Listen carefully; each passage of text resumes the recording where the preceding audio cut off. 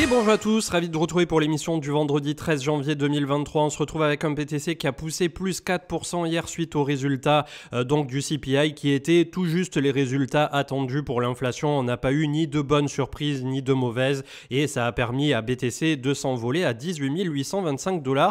On a Ethereum qui traîne un peu la patte derrière à 1407 ce matin. On voit qu'on a des plus 2, plus 3, plus 4 jusqu'à OKB pour ce top 10 et globalement l'intégralité du top 25 suit derrière à peu près à l'équilibre. Une top performance de quasi 10% sur les dernières 24 heures pour Bitcoin Cash autour de 120 $. Après cette extirpée ici, la petite zone de travail 18 150 et on est ici sur BitMEX pour rappel. On a eu la poussée donc qui est allée en ligne droite au-dessus de 19 000. Pour l'instant ça hésite et immédiatement au niveau des Open Interest on a eu un désengagement. On voit qu'on n'a pas eu tant de liquidation que ça a à peine commencé à toucher la liquidité entre 18 et 19. Donc pour l'instant voilà, on n'a toujours pas de mouvement qui est suivi réellement de gros volumes, d'enthousiasme à grande échelle. C'est plutôt ça aussi qu'il faut temporiser à court terme. Le Crypto Fear and Greed 31, je pense que d'ici la fin de semaine, si on continue comme ça, il pourrait repasser sur une certaine neutralité et les deux autres index qui sont toujours perchés et donc inexploitables. Du côté de la map de liquidité, donc on vient au premier contact des murs justement de liquidité pour les vendeurs et on va voir comment ça va se passer puisque là aussi si on tapait un peu plus sérieusement, on pourrait venir jusqu'à 21 000, voir comme on l'avait vu précédemment, 24, 26, 28, etc. Donc ça me semble un peu présomptueux à court terme, mais il y a un truc qui s'est passé là sur les dernières 24 heures, et on en discutera dans quelques instants, c'est que ça faisait très longtemps que la Bitcoin dominance n'était pas remontée en simultané d'un mouvement haussier de Bitcoin. Alors ça n'empêche pas les alts de pump un peu à tour de rôle, comme je le disais ici dans le GM ce matin, pour tout simplement faire les chaises musicales telles qu'ils nous ont habitués à le faire. On a malgré tout ce narratif du côté de l'intelligence artificielle qui continue avec notamment l'extrême performance de Fetch AI avec le token FET qui a poussé 1x3, x4 de son point bas. Attention, c'est probablement trop tard désormais pour ce token en particulier, mais voilà, il y a quelque chose qui est en train de se passer autour de ce domaine. Les mineurs qui explosent également, Riot, Marathon, BitF, il y en a quelques autres. On a notamment hier Income Charts qui nous mettait en avant Coinbase. Alors ça n'est pas du minage, mais on a eu plus 40% sur la semaine. Alors vous allez me dire, à partir de là où l'on vient par rapport à son point haut originel, c'est clair que c'est peanuts, mais on a la sensation que voilà, quand le marché crypto se réveille, c'est l'intégralité qui se met à nous reproposer quand même des choses qui sont plutôt intéressantes. Selon Glassnode, le Bitcoin lui-même qui sera en train de retester le prix médian des investisseurs côté mineurs ce coup-ci. Donc on a un prix qui serait juste en dessous les 20 000, autour de 18-19 justement, peut-être 18K5 pour couper la poire en deux. On voit à cette occasion d'ailleurs qu'au moment du premier dip estival en 2021, quand on était en plein bull run et qu'ensuite on avait fait la réciproque à l'automne 2021, on avait un prix qui était bien plus bas, plutôt autour de 10-12 000 $. Au travers du temps, on a la difficulté et le hash rate qui ont continué de monter to the moon au niveau du BTC et malgré la capitulation récente du côté des mineurs, on a un prix désormais qui est toujours plus haut que, en tout cas au niveau de l'estimation électrique, quelques trimestres auparavant. Je vous parlerai dans quelques jours au travers d'une mention sponsorisée de Stables, donc c'est PMU qui se lance tout simplement dans le NFT, dans le fantasy et vous avez déjà quelques articles qui sont parus à gauche, à droite sur la cryptosphère francophone. Donc on en discutera sous une semaine, 15 jours, un peu plus dans le détail. Mais voilà, c'est le petit teaser aujourd'hui. Une statistique très intéressante, et j'adore les statistiques, c'était Game of Trade qui met ça en avant, c'est qu'en règle générale, les années de pré-élection, donc ça sera à l'automne 2024, si je dis pas de bêtises, on a eu un mois de janvier pour le marché américain notamment, qui a été assez extraordinaire en termes de retour. Il y a également le mois d'avril à surveiller et ensuite le mois de décembre, et on voit que le reste de l'année, voilà, c'est des performances qui sont assez moindres. Donc on va voir là aussi si ce fameux trimestre qui nous conduit au printemps et le fameux Sell in May and Go Away, une fois de plus, joue son rôle. Mais en tout cas, pour l'instant, c'est ce qui a l'air de se passer. Et je vois pas mal de personnes dépitées. Hier, j'étais passé rapidement sur un Twitter Space de boursicoteurs traditionnels et qui était animé notamment par Trade Republic, si je dis pas de bêtises. Et il y avait pas mal de personnes personnes qui disaient mais on attendait tous de nouveau de se reprendre un petit taquet. Il y a le CAC 40 qui est en train de moon et d'aller en direction de ses ex-points hauts, le DAX qui ne veut pas s'arrêter, le Nasdaq, le SP500 qui ont l'air de vouloir passer des zones dures. Donc c'est vrai qu'il y a pas mal de personnes qui sont assez décontenancées par rapport au mouvement de marché à court terme où tout le monde avait ce biais assez pessimiste et les marchés sont en train une fois de plus de faire tout l'inverse. Au niveau de Bitcoin avec DJ Cycle, l'énorme biseau descendant, est-ce qu'on va enfin casser au nord ?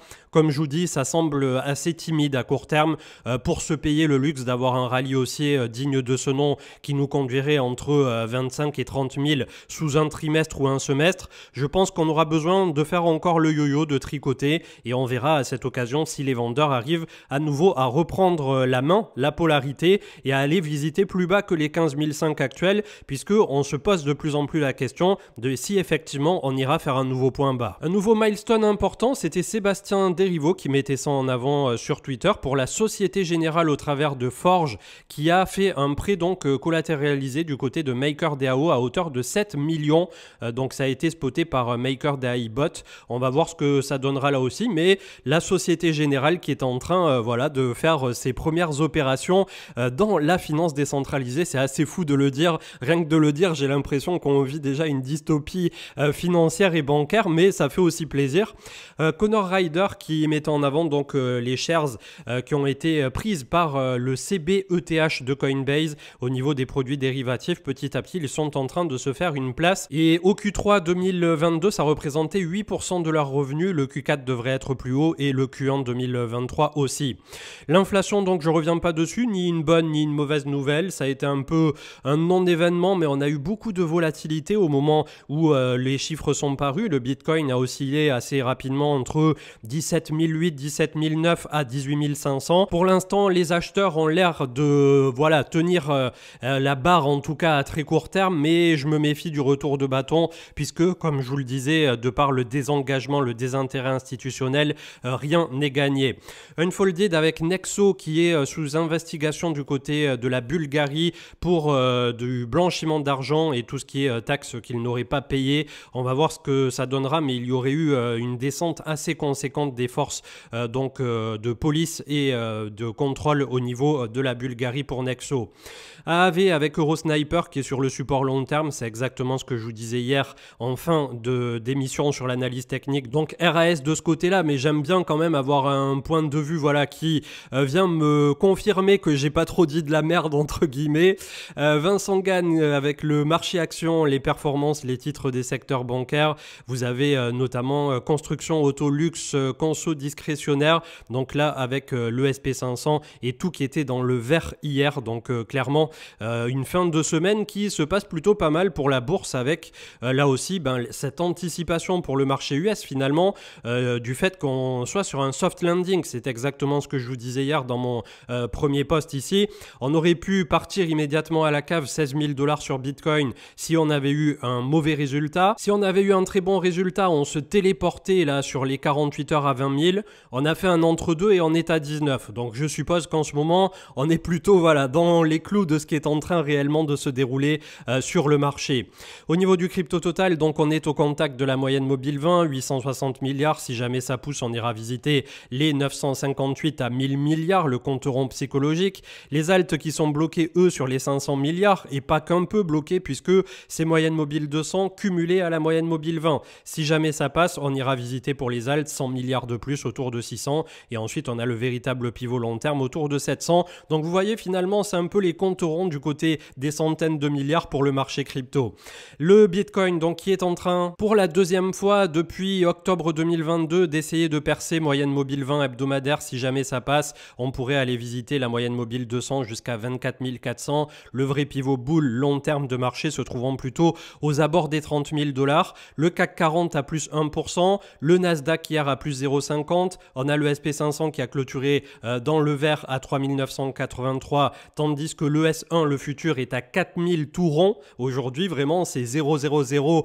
C'est marrant de le voir comme ça, tout juste voilà, collé sur un chiffre absolument rond. On est également, pour ce qui est au niveau du SP500, sur cette petite fin de contraction ici de trend. Donc, on va avoir probablement un mouvement d'ampleur ou un énième rejet qui nous permettrait de consolider un peu plus longuement. Et là, je peux vous dire qu'en ce moment, il y a pas mal de titres qui sont en train, contrairement à chez nous au niveau des cryptos, où on manque de volume, où on manque d'envie, le marché US vraiment est très échangé en ce moment par rapport aux séances qui se sont passées ces derniers jours. Ethereum pour sa part 1407, on est un peu plus avancé que sur le crypto total des altes puisqu'on est au-dessus de la moyenne mobile 20 et on est en train de travailler la moyenne mobile 200 avec là aussi une trend en 3 points qu'il faut absolument briser pour avoir une accélération qui nous amènerait assez rapidement, je pense, dans un premier temps à 1650 et ensuite autour de 2000 $. Comme je vous le disais à l'instant, malgré le fait qu'on ait un dollar qui commence à casser ce support des 103 points. Donc on a un dollar qui continue à être baissé. Attention toutefois, il va rapidement arriver en zone de survente. Donc toute cette zone entre 103 à 100 est la zone de support pour le dollar. Faut pas s'imaginer qu'on va traverser tout d'un seul coup en ligne droite. Donc ça, c'est positif pour nous. Mais malgré tout, là, ce qui est en train de se dérouler à court terme, on a la dominance qui a pris 1% au moment où Bitcoin nous a fait son mouvement. Donc est-ce que ça serait pas le Bitcoin moment? Est-ce que ça serait pas, voilà, ce qu'on attend beaucoup de défenseurs du Bitcoin tout ce temps, le fameux rallye haussier du Bitcoin tout seul dans un premier temps qui nous conduirait autour de 44% de dominance, voire plus s'il y avait un emballement de ce côté-là.